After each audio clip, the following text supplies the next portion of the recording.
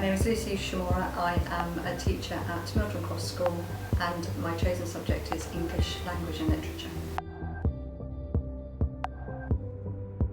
My name is Emma Williams. I work at King Richard School and my subject is history. I've been teaching for 9 years now. I studied for my degree with the Open University, so I did that while I was looking after my children and childminding. And then I did my PGCE, which is the Postgraduate Certificate of Education, to be a teacher at Southampton University. I've been teaching about 18 years. I qualified in 1997. First I studied in South Wales for my history degree, and then I went to the University of Birmingham where I did my PGCE. When I was young, I always wanted to be a teacher. However, when I got to college, I kind of lost my way a bit, so I didn't really go straight on through university. I was inspired by some of the teachers at my school, and I loved history.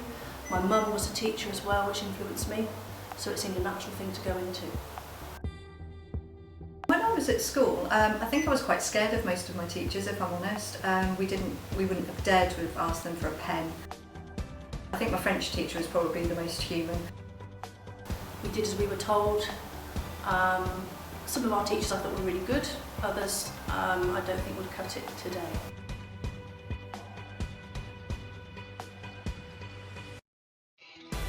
It's really important to allow people to have a fresh start every time they come back to you.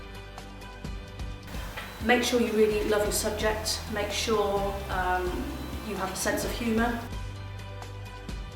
I do remember a parent once telling me that she'd taken her son up to the Globe to watch A Midsummer Night's Dream because he'd studied the play in my English lesson. He was only year 7 and he absolutely adored it, and so she made this special trip, and I think that was something I still remember, and I think that was my 2nd year of teaching.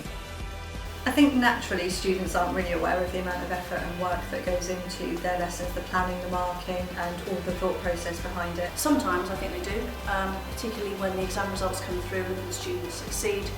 When we're nagging students do their work, their coursework, their controlled assessments, homework tasks, sometimes they don't react particularly positively towards that. So that's rewarding to find out about their successes. It's not an easy vocation, it's not an easy job. I think people need to know that there's always good and bad, and sometimes you can be a bit grumpy and that's okay, as long as you can apologise if you're grumpy and move on. No, it's not easy. It's very challenging, it's difficult, it's tiring, it can be emotional, but it can also be very rewarding. Be prepared for a lot of fun, I think.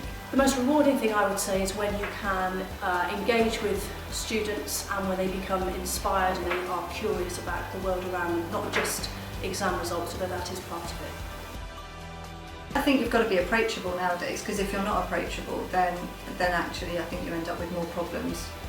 I think all teachers probably see themselves as role models. We might influence students in a positive way. Being a teacher, I think, is the only job I can ever really see myself doing. It means hard work, good fun, frustration, challenge, and it means something that I really enjoy doing. If you don't enjoy it, you won't survive.